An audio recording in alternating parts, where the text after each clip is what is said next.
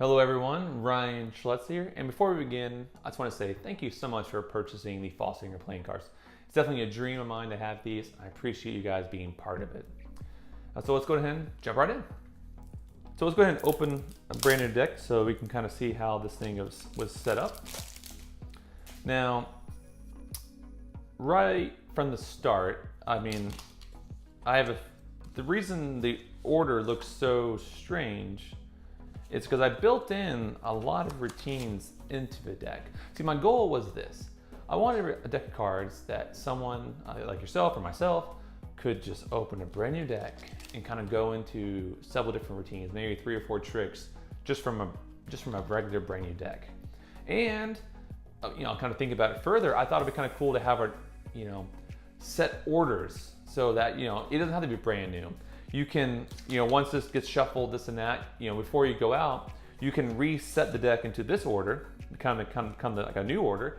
And, when you go out and says, hey, do a trick for me. Hey, Ryan, do a trick. I don't have to sit there and go, oh man, what tricks can I have to do? I know I can just go into a set that's already built in. I can still go into my other routines, but sometimes, the hardest part about doing Magic out with friends and out and about, it's just doing that first trick. You're, oh, what do I do? Well, now, you kind of take care of that. You kind of have it all ready to go, and you can kind of go right into the tricks. So that was kind of my goal, and I hope you guys have fun with it.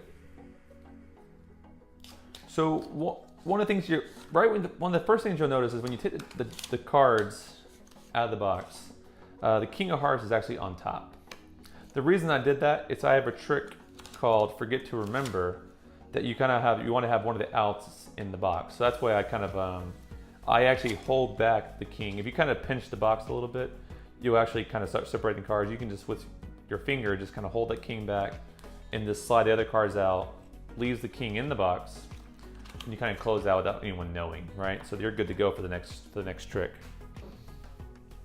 Now, this is kind of the real starting order, because you want to make sure that if you leave the king on top of the deck in this order, make sure you just get it to bottom, because technically the king, it needs to be in the bottom half to make sense. This seems kind of confusing, but let me just quickly explain why. Because I have the 7s right now set up to be every 13. So for instance, 1, 2, 3, 4, 5, 6, 7, 8, 9, 10, 11, 12, 13 is the 7 of spade. 13 cards from there will be the 7 of clubs, and then 13 cards from there will be the 7 of hearts. So that way, every 13 cards, you kind of have a marker. So 7 of spades, 7 of clubs, 7 of hearts. So I want to get right to the middle of the deck, I can just cut right to I have these extra jokers. So if I want to cut to the middle of the deck like this, I kind of just go boop, and I can say, okay, there it is. I'm at the 7 of clubs, perfect. Now, that's just kind of one of the features built in. That's why I'm saying it's kind of important. If you leave the 7 on the king on top, you want to make sure you know that, okay, it's now 14, 27, or just move it to the bottom in your set. That's what it's intended for. Just make sure you shift the king to the bottom. Just kind of go through the bottom cards. You can see they have the 3 jokers here. The first 2 jokers are real. The next one's a double facer. I like to do like club sandwich, and where you kind of make the cards appear in between the jokers. He has a great routine. Definitely check it out. It's a great routine. I do a different variation on it, but it's really the heart of it is from his routine.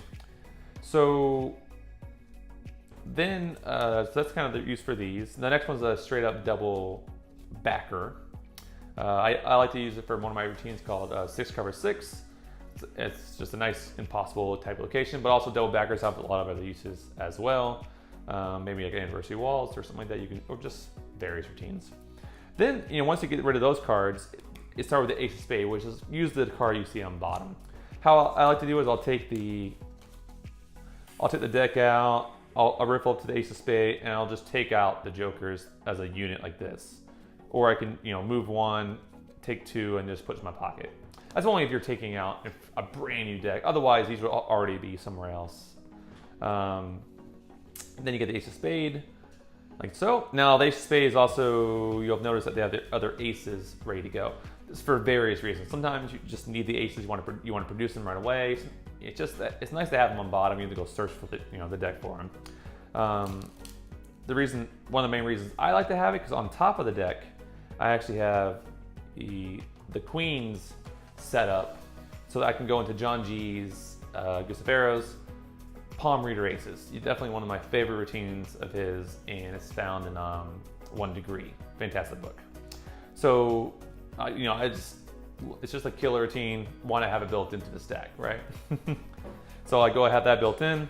And then you'll notice I have on next is a 9, a 2, a 9, a 6, a 9, a 10, an 8, a blank, So basically every other card is alternating an 8 or a 9 for the top few cards.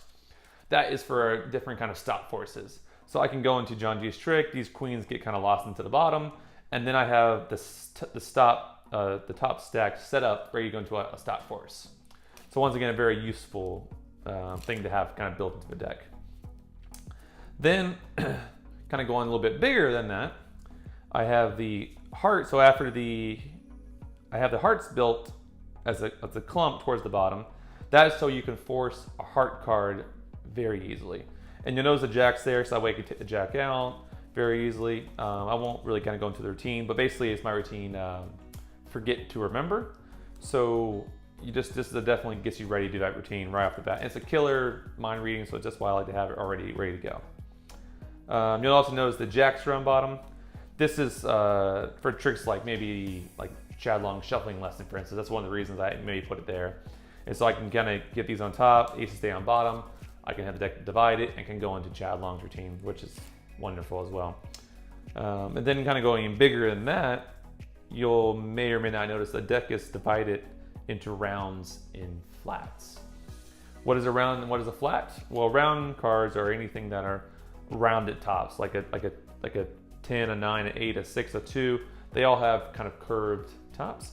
And flats are like anything pointy or flat, like an ace, let's just look this way, an ace, a 7, a jack, what else we got there? A 4 and a 5. All those have either a point or a flat. So if a deck is divided that way, it just looks random. But when you go to shuffle it, you can actually shuffle it so that you completely separate the deck into 2 pieces, 2 parts. All rounds, all flats. Why is this helpful? Because this is the same thing as doing all blacks, all reds. So it gives you a completely separated deck. There's tons of routines out there that use that. Just doing round and flats instead of reds and blacks just camouflages it more. So for instance, right now I'll just show you the separation. I see I have all these flats followed by all these rounds, followed by all these flat cards, and all these rounds. So if I go rounds, flats, I can actually just cut at the middle. Remember, it's the 7 of clubs. I can give these, you can give it a pharaoh, or you can just, it doesn't need to be perfect. You just give it you can give it a ruffle. Honestly, a ruffle shell doesn't really matter between the routine you're doing. Oops, doesn't even matter if it gets messy. But when you do that, see, now the deck is going to be basically, look at this, all flats are here. Now all rounds are here. So I got the deck now completely separated into rounds and flats. This is very helpful. Obviously, a lot of routines out there. One of the routines I use it for is maybe Sensational is one of mine. But you can see how the deck just looks completely shuffled now. But it's really in a special order, which is kind of very useful. And to kind of close this out, I'll show you guys one more thing built into the deck is the marking system. Now, this isn't fully marked, it's just suits or colors. You can look, the suit or the color of the card based on the backs. So if you look at the very top left corner or the bottom right corner, starting at the top, there'll be a little anchor with a little circle. Now, basically, if it's colored in, that's how you know the suit is. So for instance, the first anchor is the club, then it goes club, heart, spade, diamond, right? So just go down the first 4 anchors, and you just see if it's colored in or not. So in this case, it's 1, 2. The third anchor is colored in. So it's club, heart, spades. I know this top card is a spade, right? If you go down to a random card, like this one's also a spade. Let's just get a different one. There it goes. The first one's colored in, club, right? The second one's colored in, heart. Where's the last one colored in? Looking for a diamond. There it goes. Last one colored in, you got a diamond. So a real simple, easy system. If I'll just take a card at random, it's dealt down, I can immediately know it's the heart, right? Just from one quick glance, I can tell it's a heart. So that is the false anchors deck. You can see there's a lot of things built in. There might be a few more things. I don't know. Play with it, find out. It's just kind of so I want to say, thank you guys. I know this is kind of a quick video, but I kind of want to just kind of give you guys a little bit of kind of a peek behind the curtain, if you will. Thanks you once again, and I hope you guys enjoy.